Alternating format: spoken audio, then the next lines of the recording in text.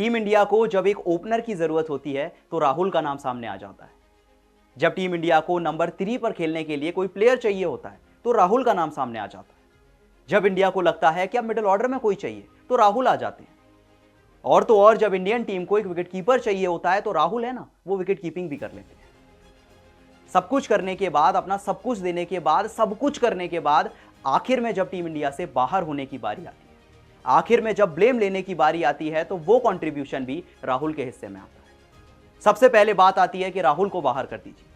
सबसे पहले बात आती है कि केएल राहुल की वजह से टीम इंडिया हार गई। एक ऐसी कहानी जो हम कितनी बार देख चुके हैं। वर्ल्ड कप याद कर लीजिए, ज्यादा पहले की बात नहीं है, वर्ल्ड कप ही याद कर लीजिए। 19 नवंबर 2023 का दिन, जब टीम इंडिया ऑस्ट्रेलिया के सामने वर्ल्ड कप का फाइनल हार जाती है। कहने को टीम इंडिया के बहुत सारे प्लेयर्स नहीं थे जिन्होंने उस दिन परफॉर्म किया था, पर जो हार की जिम्मेदारी थी वो केएल राहुल को दे दी गई। एक ऐसा प्लेयर जिसने पूरे टूर्नामेंट में टीम इंडिया के लिए लगभग 450 रन बनाए, लगभग 450 रन बनाए, 75 के एवरेज से कमाल की बैटिंग की पूरे टूर्नामेंट। और कहने को उस दिन भी केएल राहुल ही थे जो कि खड़े हुए थे मैदान पर, विराट कोहली का साथ दे रहे थे, पार्टनरशिप बना रहे थे, आखिर तक खेल रहे थे। शायद राहुल आउट हो जाते तो टीम इंडिया ने जितना स्कोर बनाया था उतना भी नहीं बन पाता। लेकिन एक सॉफ्ट टारगेट मिल जाता है कि जब भी इंडिया हारी, राहुल को ब्लेम कर दीजिए, राहुल को टारगेट बना लीजिए। और शायद यही वजह थी कि केएल राहुल ने जब ऑस्ट्रेलिया के सामने वो विनिंग छक्का लगाया तो वो एग्रेशन बाहर निकला। वो एग्रेशन बाहर निकला जो मानो चीख चीख कर बता रहे थे कि मेरे साथ ही हमेशा क्यों होता है। मैंने आज भी जिता दिया, मैंने अपना काम आज भी कर दिया, मैं ओडीआई वर्ल्ड कप में भी कर रहा था, पर क्या फायदा, अगर फाइनल हार गए तो मेरे ऊपर ही जिम्मेदारी आएगी, मुझे ही ब्लेम किया जाएगा। जो ओडीआई वर्ल्ड कप में हुआ था वही चैंपियंस ट्रॉफी में होगा। जो रोअर राहुल का आया, जो एग्रेशन राहुल का आया, मानो बता रहा था कि यार मेरे साथ कितना गलत होता है। टीम इंडिया ने मुझे जहां भी कहा, ओपनर बनाया, नंबर 3 पे खिलाया, 4 पे खिलाया, 5 पे खिलाया, अब तो 6 पे खिला रहे हैं। मैंने कभी इनकार नहीं किया, जहां खिलाया गया मैंने अपना पूरा बेस्ट देने की कोशिश की, पर फिर भी हमेशा मुझे बाहर कर दिया जाता है।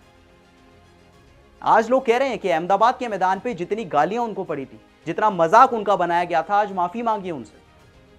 जितनी जोर से आपने उनका मजाक उड़ाया था उतनी जोर से माफी मांगिए उनसे, क्योंकि आज केएल राहुल की रिडेम्पशन स्टोरी हमने देखी, आज केएल राहुल की कमबैक स्टोरी हमने देखी।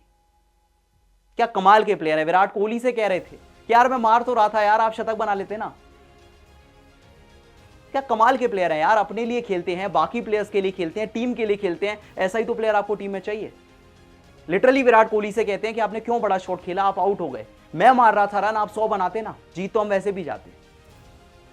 34 बॉल पे 42 रन बनाते हैं, कमाल की पारी खेलते हैं, कमाल का कैमियो खेलते हैं और जिता देते हैं इंडिया को। याद कीजिए 2023 का वो सेमीफाइनल मैच, वहां भी ऐसी पारी खेली थी। 20 बॉल पे 39 रन बनाकर नॉट आउट रहे थे। इस बार भी 34 बॉल पे 42 रन बनाए और दोबारा से नॉट आउट वापस लौटे। और एक्चुअली गालियां पड़नी शुरू हो गई थी। मुझे बहुत अच्छे से याद है जब टीम इंडिया को रन बॉल चाहिए था, विराट कोहली खेल रहे थे, जैसे ही राहुल बैटिंग करने आए, वो 16 बॉल पे 10 रन बनाते हैं, थोड़ा सा टाइम ले लेते हैं, लोग गालियां देना शुरू करते हैं, लोग मजाक उड़ाना शुरू करते हैं कि राहुल फिर से हमें हरवाएगा। लोग भूल ही जाते हैं कि ओडीआई वर्ल्ड कप में उस फाइनल से पहले 450 रन बनाए थे उन्होंने, 70 के एवरेज से। इस पूरे टूर्नामेंट में 106 का एवरेज है केएल राहुल का।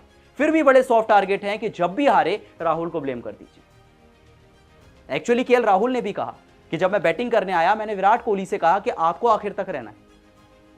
जो रिस्क लेने का काम है, जो बड़े शॉट खेलने का काम है, स्कोर करने का काम है, वो मैं करूंगा। आपकी टीम को जरूरत है, आप आराम से खेलिए, आप दूसरे एंड पे बने रहिए। कितने लोग ऐसा कर पाते हैं? हार्दिक पांड्या करते ऐसा?